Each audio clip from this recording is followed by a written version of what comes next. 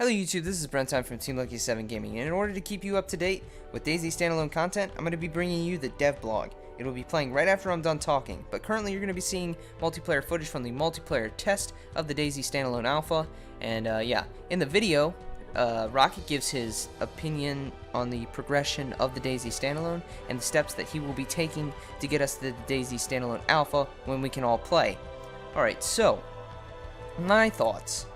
I thought the game looks really good. They've improved on a lot. They've added so much. I will have a video coming up of like a breakdown of what this entire dev blog shows and, you know, information and stuff.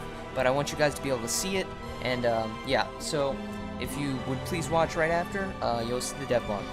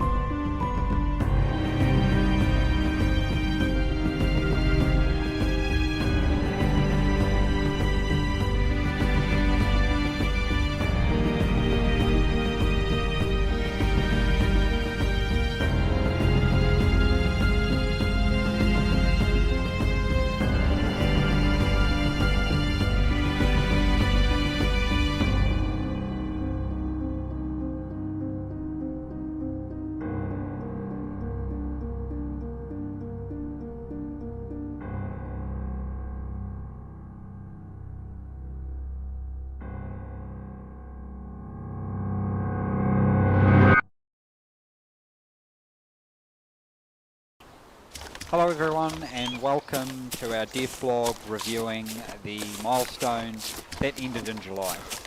So this milestone, the idea is to prepare and see if we can actually release a alpha based on this milestone, and the results were no.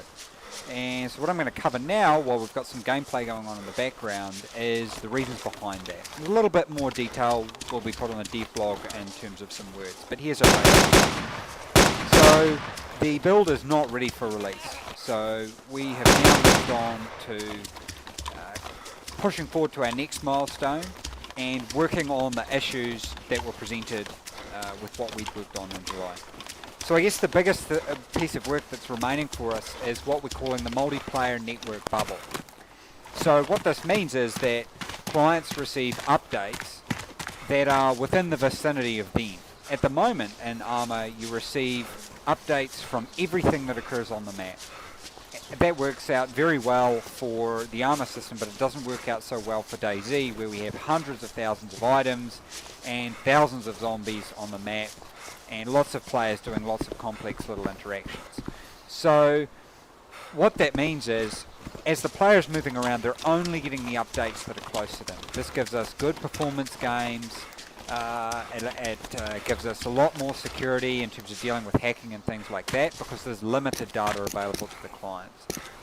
That has been programmed to be developed as of this sprint that's coming up for us now. So we'll have more report on the progress of that in the next dev blog.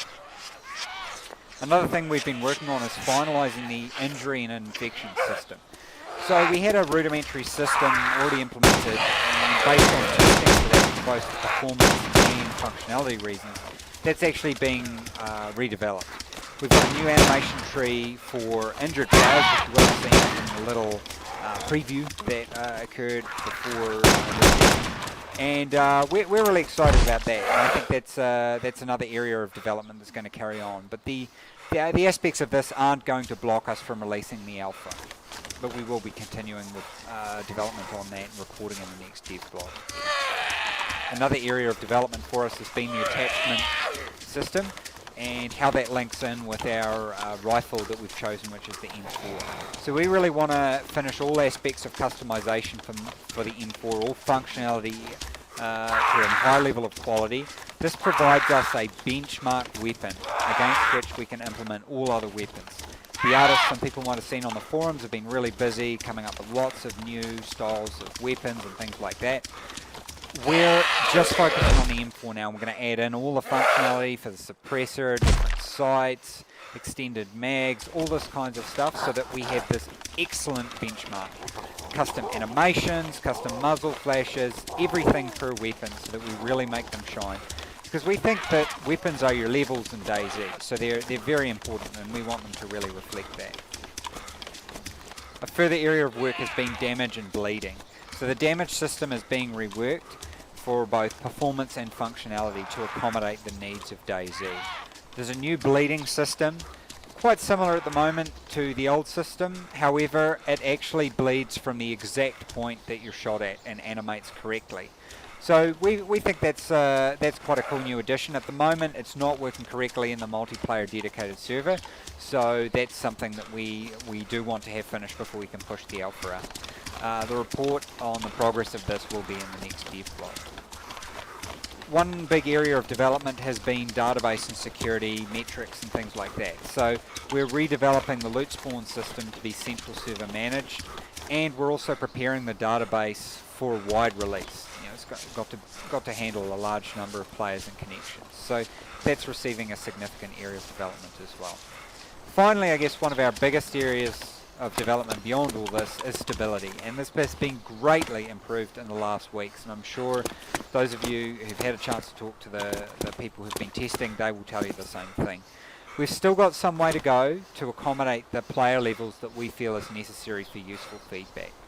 And I guess that's kind of the most important point to make in this development blog. Everybody really wants it to be released, and we're really happy with how it's starting to look.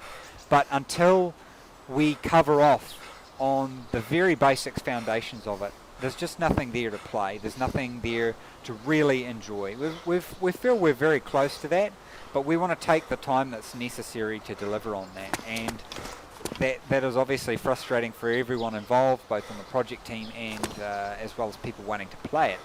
But really without these things, it's just not possible. So we really appreciate people's patience with that.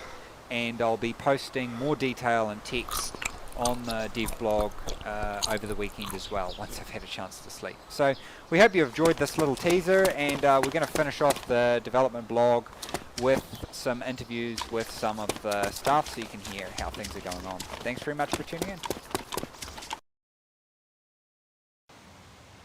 Hi Evan, welcome again to the developers blog. So what are you currently working on at the moment? I should stress that I'm not there alone working on channels. It's a collaborative effort of me and Senshi, and currently we've started making that really big thing. It's been hinted, we've been talking about that for quite a long time, almost a year. So in the extent of original channels, we are trying to bring more content. So instead of some border forests which were boring, monotonous, we are coming with a real landscape. So we have obtained the new aerial photos. We are currently working on the road network, on the basics of the design, and mainly on the forests, which still constitute about like 40 or 50% of the redesigned area. So what else do you expect to be in the northern expansion? We are planning to have there some rock formations. If you've seen our latest development blog or the photos from the visit to Chernarus, we have visited the nice sandstone rocks, so we took some inspirations there. Certainly plenty of new cities, villages. Hopefully we will expand the railway network as well. Lots of exciting things, and above all, we expect that there will be something new to explore. and also some parts in the original genres which aren't really visited in DayZ because there's just nothing beyond them, will get some more attention from the players. So what kind of new assets are we looking at? You know, what buildings should we expect? What kind of rocks, trees? What's going to be new? We are trying to be quite conservative because the data sets we have at hand are quite big already, but we are mainly trying to come up with something which would be functional. So one of the things I would really like to try would be some better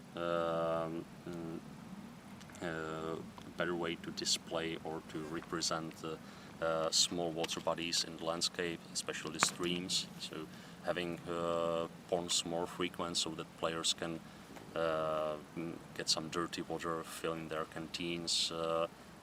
This can be very nice for the gameplay. Same goes for the small police stations. In the region like Northern Genres, it would be quite logical to have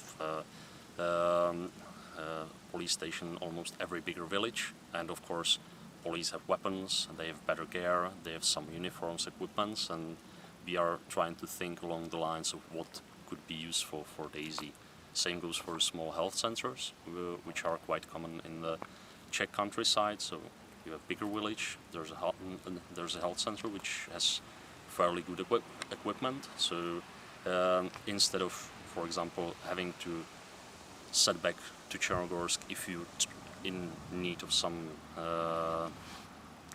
special supplies, you can also go somewhere else. So I hope decentralizing places where you can get these special assets can lead to a more variegated gameplay, just to remove the stereotypes which are associated to the way the genres is laid out.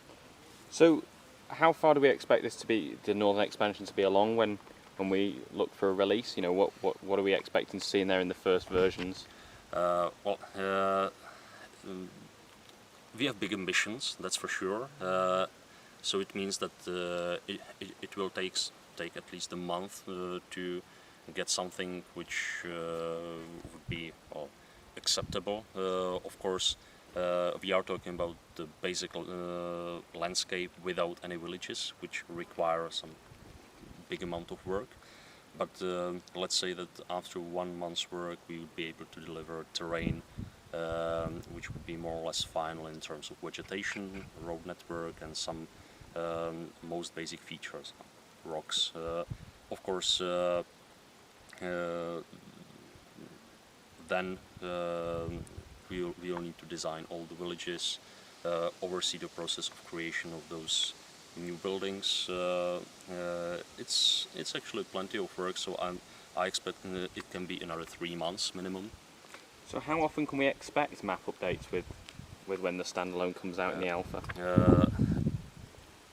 From my own DayZ experience, I remember that I was always quite unhappy when my position has been reset because of some critical gameplay feature was introduced. Of course, if we would be updating terrain, the safest option would be to reset everyone's position to some initial starting location on the coastline, especially for the groups who tend to play together and set up camps on servers, etc.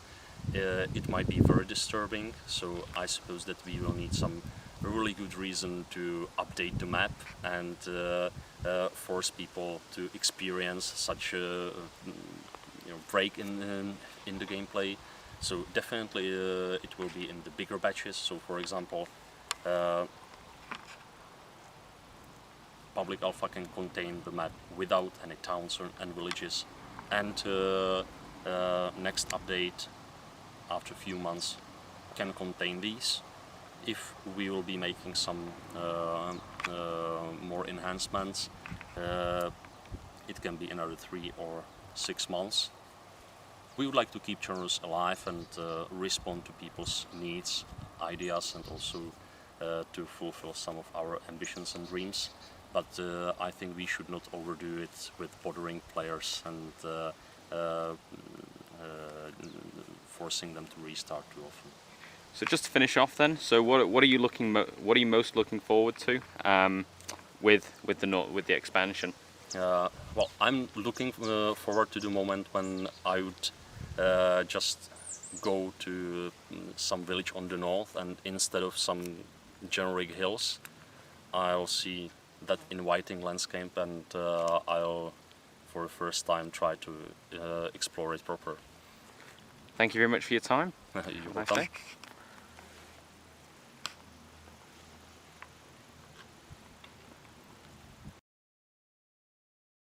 Okay, well, let me introduce Hans Absalon.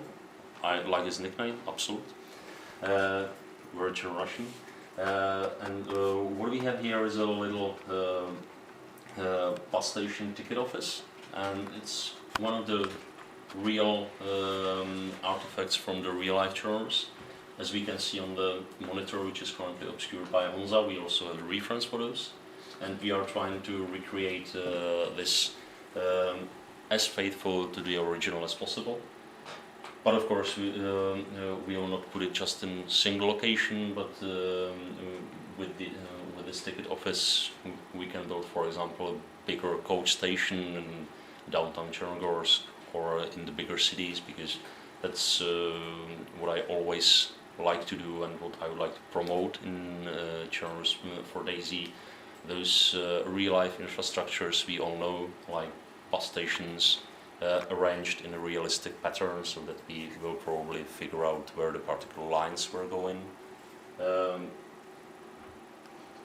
Maybe we can take a look in the interior, if it's possible, or just show some details. Yeah, I remember when I was a kid, we were setting off from this place to trips around. Well, the interior is pretty simplistic, but it's still lacking some of the maps, I suppose. Cool. Awesome. Hey, thanks for watching. Remember to consider leaving this video a like and adding it to your favorites. And if you get a chance, go ahead and subscribe to our channel for future content. Thank you and have a great day.